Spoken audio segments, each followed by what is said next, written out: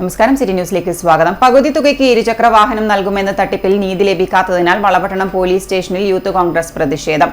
FIR ഇടാത്ത police നടപടിയിലാണ് പ്രതിഷേധം. Youth Congress Kannur ജില്ലാ പ്രസിഡന്റ് വിജിൽ മോഹനൻ, സംസ്ഥാന ജനറൽ സെക്രട്ടറി രാഹുൽ വെച്ചിയോട്ടി എന്നിവരുടെ നേതൃത്വത്തിലാണ് പ്രതിഷേധം നടന്നത്. സ്ത്രീ ശാക്തീകരണത്തിന് സാമൂഹിക വികസന പദ്ധതി പ്രകാരം നൽകുന്നത് എന്ന് പ്രചരിപ്പിച്ച് മൂവാറ്റുപുഴ കേന്ദ്രീകരിച്ച് പ്രവർത്തിക്കുന്ന സീഡ് സൊസൈറ്റി ജില്ലയിലെ വിവിധ പ്രദേശങ്ങളിൽ നിന്നും സിപിഎം പ്രാദേശിക നേതാക്കളുടെ നേതൃത്വത്തിൽ കോടികൾ തട്ടിപ്പ് നടത്തിയതിൽ സിപിഎം ജില്ലാ നേതൃത്വം മറുപടി പറയണമെന്ന് യൂത്ത് കോൺഗ്രസ് ജില്ലാ പ്രസിഡന്റ് വിജിൽ മോഹൻ ആവശ്യപ്പെട്ടു. പ്രൊമോട്ടർമാരായ സിപിഎം പ്രാദേശിക നേതാക്കൾക്കെതിരെ ഇരയായവർ നൽകുന്ന പരാതി പോലീസ് സ്റ്റേഷനുകളിൽ സ്വീകരിക്കാതെ വന്നപ്പോൾ യൂത്ത് കോൺഗ്രസ് നടത്തിയ പ്രതിഷേധത്തിന്റെ ഭാഗമായി സംസാരിക്കുകയായിരുന്നു അദ്ദേഹം. പ്രതിഷേധത്തിനൊടുവിൽ പോലീസ് പരാതി സ്വീകരിച്ചു.